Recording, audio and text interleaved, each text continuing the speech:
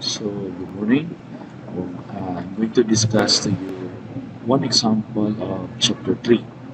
Okay, so on your practical research to paper format, we have here chapter 3 methodology. This chapter includes the research design, the sample, the instruments, the intervention, if research is experimental, if take note ha, the intervention if the research is experimental. So I'm going to highlight the research intervention. So this is optional. Okay? So wa na siya ilabot kung dili experimental, but on our research design, we are not going to have an intervention because we did not conduct experimental. Okay? So kutob ra na siya sa research design, samples, instruments, data collection, and plan of data analysis. Okay? Okay, so in your research design, in your research paper under chapter 3, please start with a statement. So, one example of chapter 3 is on my right side. So, this chapter depicts the relevant aspects of the study, specifically on the method and procedures to be used, subject involved, and the techniques used in gathering desired data, processing as well as the use of appropriate statistical tools employed in the data analysis. So start with the statement. Okay. Next is the research design. The research design are specific procedures involved in the research process, sampling, data collection, data analysis. That is why I told you to to have your statement of the problem first, and then after statement of the problem, go directly to your survey questionnaire. Okay, so the survey questionnaire should be related to your statement of the problem, and then you send the sample to get the data. Okay, so send the survey questionnaire to your respondents and get the data. Now, the research design. The study example of the research design. The study utilized the descriptive survey method. So if you are not using descriptive survey, so you can do so. So what method you are using? As I said, go to your mathematics teacher who teaches statistics. Okay, so question or ask her what are the different types of methods in research. So in my example, they are using descriptive survey method. Okay, then the object of the study is to determine the significant relation of the teaching strategies to teaching learning process. Okay, this is the continuation of what I have what I have discussed previously, which is the teaching strategy, the research title. Okay, so that is your research design. Indicate the research design, which is descriptive or also a method. Okay, next. Okay, sample. The first step leading to the process, okay, of collecting quantitative data is to identify the people and places you plan to study.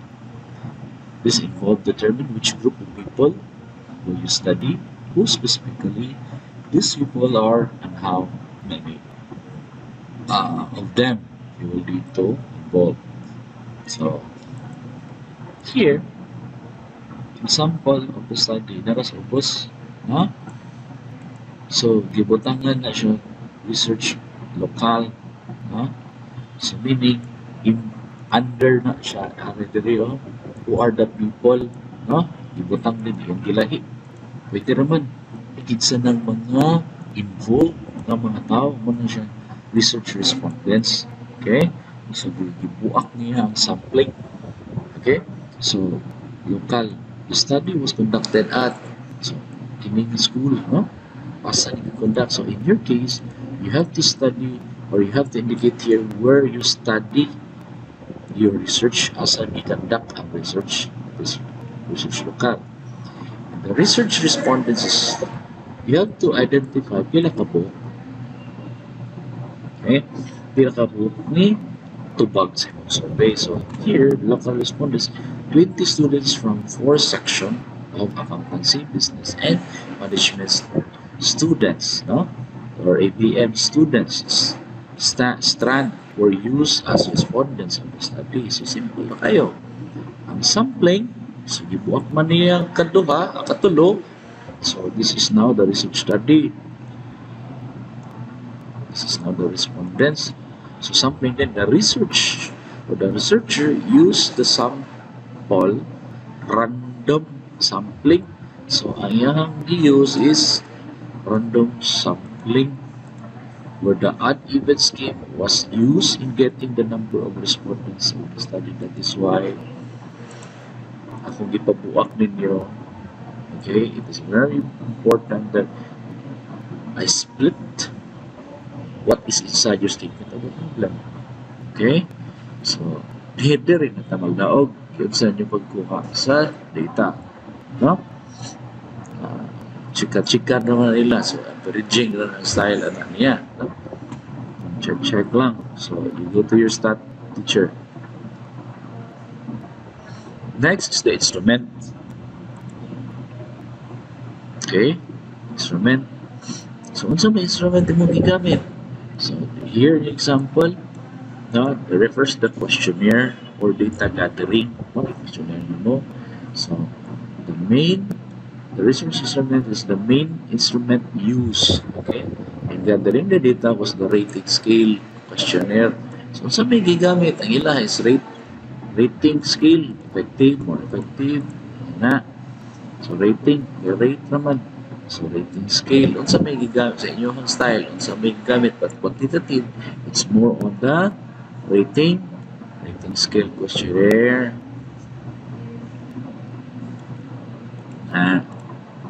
Sa quantitative, muna, gipausap na ninyo pag di ko mag-lisod.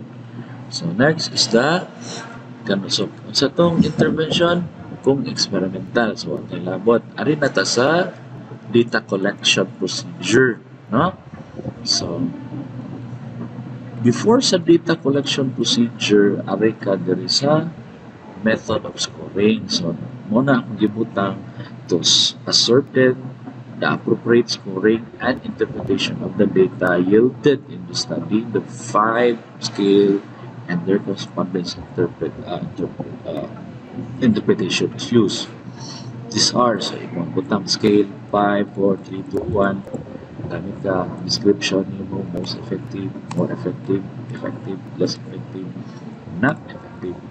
Okay, this is your method of scoring. So next is the data collection or data gathering. So ang imong data collection is quickly describe whose permission will be sought and arrangement to administer instruments. Describe the instruments will be administered and who will administer them. So, ginsa man nimo ang imong data. Ginsa man sa procedure sa imong data. So, diri sa to after the permit was granted, so, sugot siya. Sa English nga po niya, the researchers conducted survey by sending out questionnaire rating scale where questionnaire are really congruent, no? Where questionnaire really congruent to the desired respondents. So, kini siyang data gathering. Gawin sa inyo pag English na siya, gawin sa inyo pag state, gawin sa inyo pag gather sa data. No? In English na sa yan. Okay? Then, plan of data analysis or statistical treatment. Okay? Plan for data analysis. So this section indicates how the data will be analyzed and reported. It should specify the quantitative methods here that will be used to analyze the data gathered for the research. Example, the gathered data was analyzed, tabulated, interpreted in order to gain a clear understanding of the use of the appropriate of the approaches, method, or strategies towards the teaching learning process. So, mag-discuss mo, giunsa ninyo pag kuha sa pag-interpret sa data. English nga po siya. Okay, mga siya, the data analysis or statistical treatment. So nga tuwa, mo ni siya ay sunda lang data analysis dealing statistical treatment. Kailain mo ni eskulahan ang atuwa kini ang gibutan dere. So kung dili ka experimental, tangtangon ni nato dere. Okay? So data collection procedure equivalent to data gathering procedure. So instruments, sana siya, no? Instrument refers to the questionnaire man. So research instrument, sampling, ang sampling gibuak niya ka tulo. So pwede ra na nimo state diha. Dili na nimo imutang respondents and sampling. Usa ra imutang nimo sample. So imo na state the 20 students from 4 sections na study. Then the researcher used the sample, so isumpay ra imo ayaw na mo tayong sampling ana. Kasi lain mo eskwela kan ato nga statement ra na siya. Okay? So this is an example of chapter 3, which is very, very simple. Okay? So on your chapter 4, na niya siya, no? Mauna niya siya ang chapter 4. Yung saan mo pa? So tabulate. Part 1, yung saan mo tabulate. Respondents. Number 2, table 2, this is demographic, male versus female. Part 2, collaborative approach. So, example nila ko ha. Last online na kuha na to, discussion. So, muna na siya. Ako na siya i-explain yun. Sana akong pag-gather of data. Pero as again, ang chapter 3, this is all statement. Ha? Sabton lang yun, kinilang. Kung sa'yo na adari sa research design, ako gina siyang state. Kung sa'yo sampling, ako gina siyang state. Kung sa'yo instrument, ako gina state. No? Ang kuan lang ani class, ang lisod lang ani is how you get or how you conduct the research design. Kanya naman, unsa may gigamit nimo na methods sa research. Okay? So, pangutan-an na or mag-research mo sa may klase-klase nga style sa method of research. Sa may research design. No? So, mostly descriptive na. Mo-describe man siya sa imuhang method of scoring. Descriptive. Usually descriptive na siya tanan basta quantitative. So, simple na kayo na. Huh? Okay? So, chapter 5, conclusion. Simple. Conclusion. Taas mo kayo ng chapter 4 kay individual man na siya. Ibo mo na dyan ibahin, no? So, chapter 5, findings. So, may findings ni mo. So, i-interpret na to ni mo to dito. Findings. Kung siya may i-interpret na mo, ang imuhang nakita dito sa imong table. Okay, maraming po no. Example, ang nakita dito sa table ani or 20 respondents in the study, most of whom were female respondents with 75 and remaining 25 were male respondents. The majority of respondents choose collaborative approach. See? Kung sige kuha, kung sige interpret na nila ko, ha? Sa findings lang ko, sa nakita na ko sa data. Conclusion ni mo, gathering ng analysis of data generated in the study, the researchers concluded that among all the teacher strategy apply may apply to the study of ABM. Are only two strategies that is most preferred to pertain both activities ilang nakita nga data effective unsa imo state. Recommendation. So based on my results, so sa may recommend nimo. So implementation of activities, so ako na siyang or ilan na ning interpret unsay to as a table. No? Na activity in competitive element games after discussing have been applied. Lectures must use effective strategy for its instrumental deliverance. So for the future researchers will be able to know the most effective teaching strategy that will be shared and will be applied to the lectures.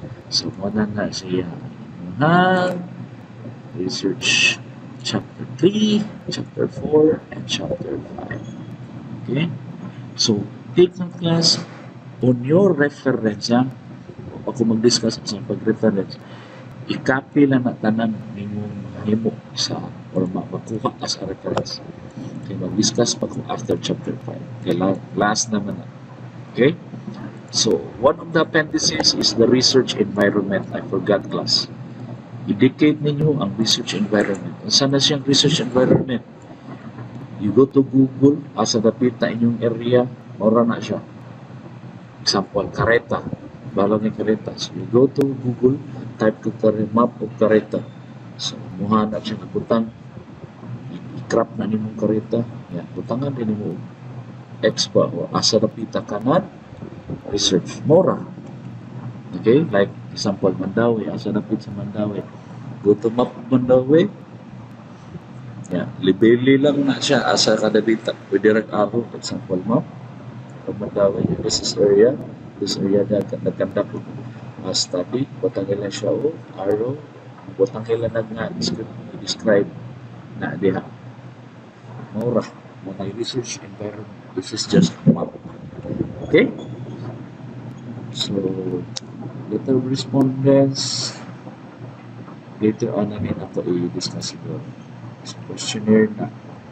So, sa questionnaire, nag-discuss ng Google questionnaire. Tapos, curriculum detail. So, later on, curriculum detail na siya. Okay? So, question, clarification, chat. Chat lang. Okay? So, thank you and good luck for your chapters 3, 4, and 5. So, I will be getting your chapter 5 on 3, 4, 5 on the 13th. Okay? Take note the date. Chapters 3, 4, and 5 on the 13th. So, dire na ko mag-check sa 3, 4, and 5. Okay? So, November 13. Take down the date. Okay? So, thank you and keep safe, class.